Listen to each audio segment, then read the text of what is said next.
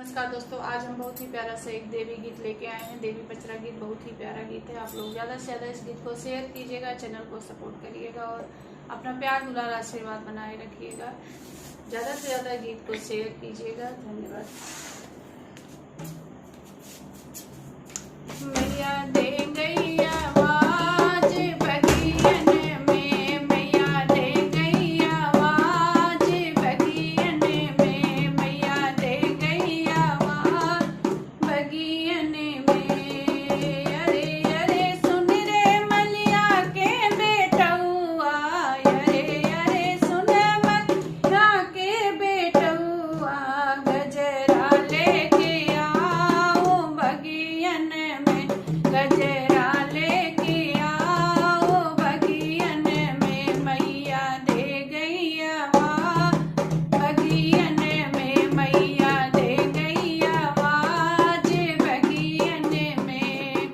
अरे अरे सुन कोहरा के बेटौआ, अरे अरे सुन कोहरा के बेटौआ, कलसा लेके आओ बगियन में, कलसा लेके आओ बगियन में, मैया दे गई आवाज बगियन में, देवी दे गई आवाज बगियन में। अरे अरे सुने, अरे अरे सुने हीरा के बेटौआ, अरे अरे सुने हीरा के बेटौआ, दूधवा लेके आओ बगियन में, दहिया लेके आओ बगियन में, मैया दे गई आवाज बगियन में, देवी दे गई आवाज बगियन में। अरे अरे सुन बनिया के बेटौआ, अरे अरे सुन या के बेटौआ, नारियल लेके आओ बगियन में, नारियल लेके आओ बगियन में, चुनरी लेके आओ बगियन में, मैया दे गई आवाज बगियन में, देवी दे गई आवाज बगियन में। अरे अरे सुन पंडित के बेटौआ, अरे अरे सुन पंडित के बेटौआ, अरे पटवा सुनाओ बगियन में, माँ के पटवा सुनाओ बगियन में, मैया दे गई आवाज बगियन में, या दे गई आवाज बगियन में।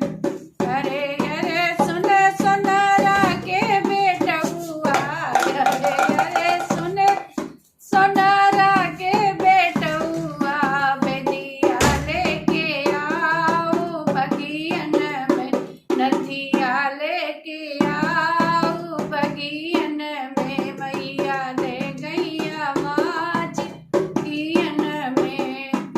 अरे अरे सुन बरई के बेटौआ, अरे अरे सुन बर के बेटौआ, लवंगा लेके आओ बगियन में, बीरा बनवा जोड़ा बगियन में, देवी दे गई आवाज बगियन में, देवी दे गई आवाज बगियन में।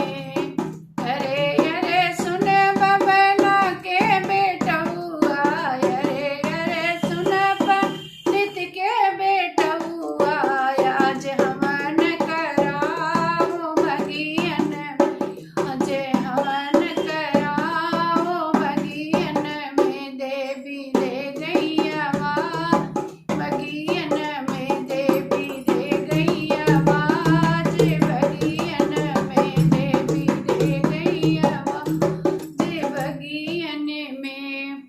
धन्यवाद दोस्तों। गीत कैसा लगा प्लीज कमेंट बॉक्स में जरूर बताइएगा।